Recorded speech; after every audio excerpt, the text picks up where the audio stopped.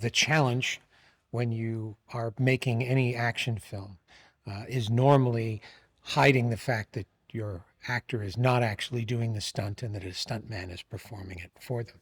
Uh, the opposite is true for Mission Impossible. We have an actor who does his own stunts, and we're constantly trying to develop technologies to show him doing it. And with speed flying, this was an extremely difficult challenge.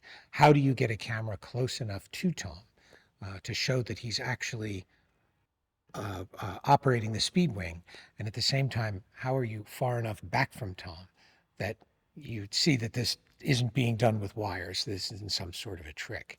And so we had to develop a gimbal system that another camera operator would be flying along with Tom while wearing. And so you had cameras hanging off of both sides that were then being operated by a camera operator who was following in a helicopter. All of this equipment did not exist. It all had to be designed and purpose built for the sequence.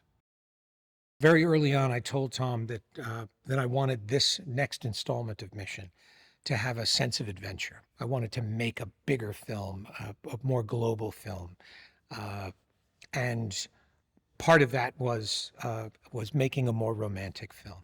And nothing felt as romantic to me as a train, particularly the Orient Express.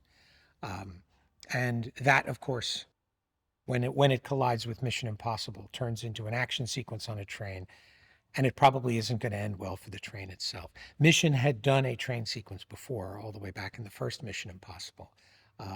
And a lot of that had been done on a stage. We wanted to do one that was practical. We wanted to build upon what was learned on that sequence and apply all of that knowledge to something practical and real. And that meant building a train where Esai Morales, who plays our villain, and Tom could be fighting on the roof of that train, and also how to wreck the train, how to wreck the locomotive. And in so doing, how do you keep that as a sequence? Once the train wreck happens, the sequence is over. How do we go beyond that? How do you have a train wreck happen so that you can stretch the event out? It's not one simple cataclysm, but many.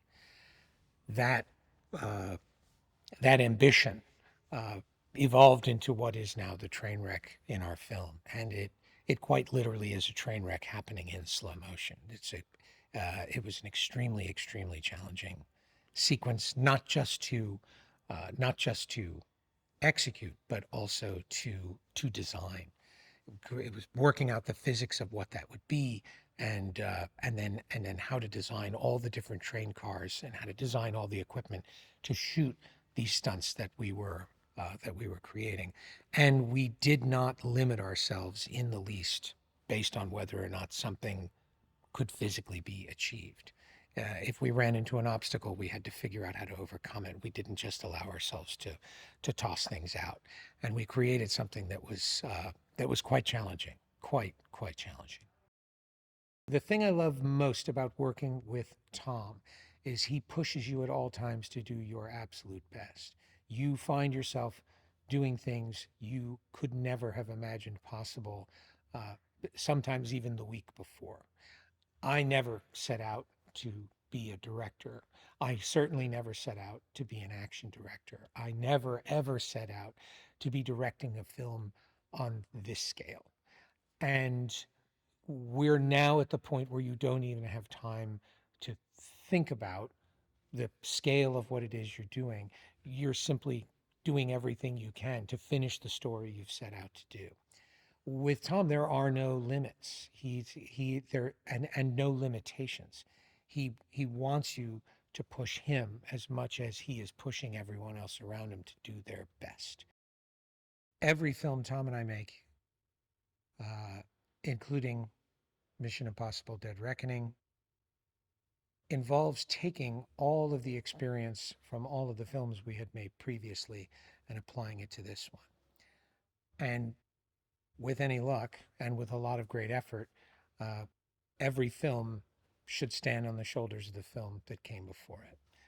We often like to say we're not competing with anybody but ourselves. We're looking at the last film and figuring how can we outdo that. The secret ingredient to that is not trying to make a bigger, more spectacular film. It's trying to make a film that honors the films that came before it. You ideally just want to make a movie that belongs in the list with all of those other movies. And because we have acquired so much knowledge in the development of these sequences, many of which had never been done in quite that way, we feel a little more confident and a little more adventurous each time in terms of how far we can push ourselves, how far we can take it. Tom and I are most interested in you having the most immersive emotional experience possible. We want you to be as connected to the main character of the story as possible. And the more we do that practically, the more real and the more immersive that feels. There is something tactile, there is something unpredictable.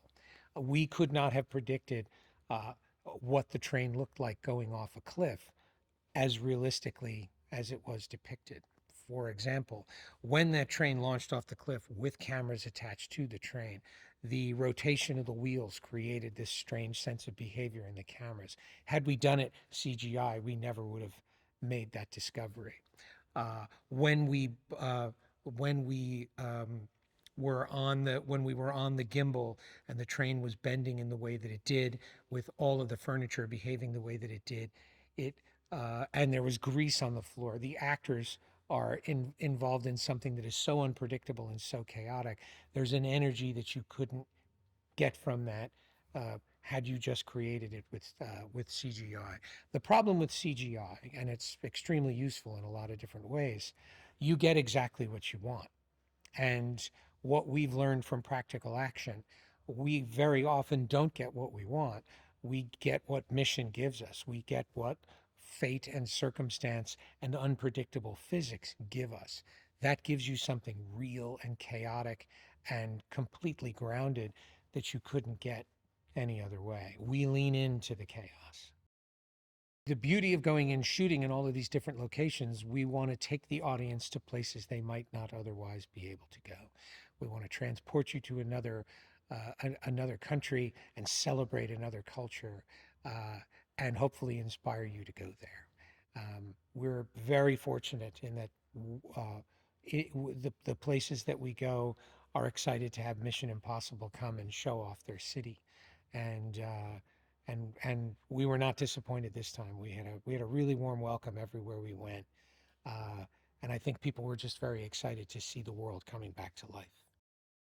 What I love most about Mission Impossible: Dead Reckoning Part 1 is that every single actor in the story has their moment. They all have a chance to showcase their extraordinary talent. They all have their moment to be at the center of the story.